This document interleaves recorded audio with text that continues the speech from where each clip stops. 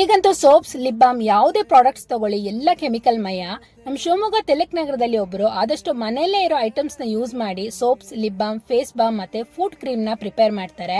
Coffee, aloe vera, potato, turmeric, saffron, ಕಡಲೆ ಹಿಟ್ಟು, ಹೆಸರು ಕಾಳು ಈ ತರ ನಿಮ್ಗೆ ಯಾವ ಇಂಗ್ರೀಡಿಯೆಂಟ್ಸ್ ಬೇಕೋ ಆ ಇಂಗ್ರೀಡಿಯೆಂಟ್ಸ್ ನ ಯೂಸ್ ಮಾಡಿ ಸೋಪ್ಸ್ ನ ಕಸ್ಟಮೈಸೇಷನ್ ಕೂಡ ಮಾಡ್ಕೊಡ್ತಾರೆ.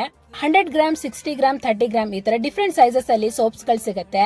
ಸಣ್ಣ ಮಕ್ಕಳಿಂದ ಹಿಡಿದು ದೊಡ್ಡೋರ್ ತನಕನು ಆರಾಮಾಗಿ ಸೋಪ್ಸ್ ನ ಯೂಸ್ ಮಾಡಬಹುದು. ನಿಮ್ಗೇನಾದ್ರೂ ಬಂಗು, ಟ್ಯಾನ್, ಪಿಗ್ಮೆಂಟೇಶನ್ ಪ್ರಾಬ್ಲಮ್ ಇತ್ತು ಅಂತಂದ್ರೆ ಅದೆಲ್ಲ ಕೂಡ ಈ ಸೋಪ್ ಇಂದ ಕ್ಲಿಯರ್ ಆಗುತ್ತೆ. ಹಾಗೇನೆ ಸ್ಕಿನ್ ಮಾಯಿಶ್ಚರೈಸ್ ಮಾಡೋದಕ್ಕೂ ಕೂಡ ಹೆಲ್ಪ್ ಮಾಡುತ್ತೆ.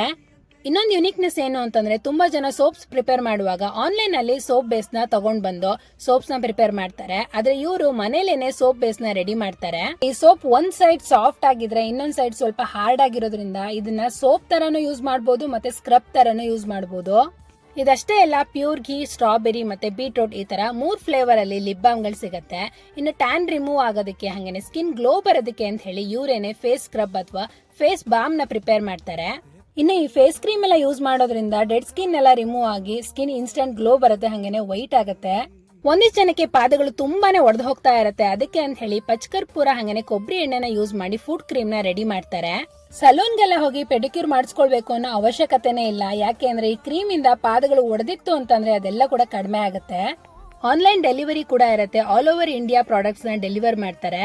ಆದಷ್ಟು ಮನೇಲೇ ಇರೋ ನ್ಯಾಚುರಲ್ ಐಟಮ್ಸ್ ನ ಯೂಸ್ ಮಾಡಿ ಇವರು ಪ್ರಾಡಕ್ಟ್ಸ್ ನ ಪ್ರಿಪೇರ್ ಮಾಡ್ತಾರೆ.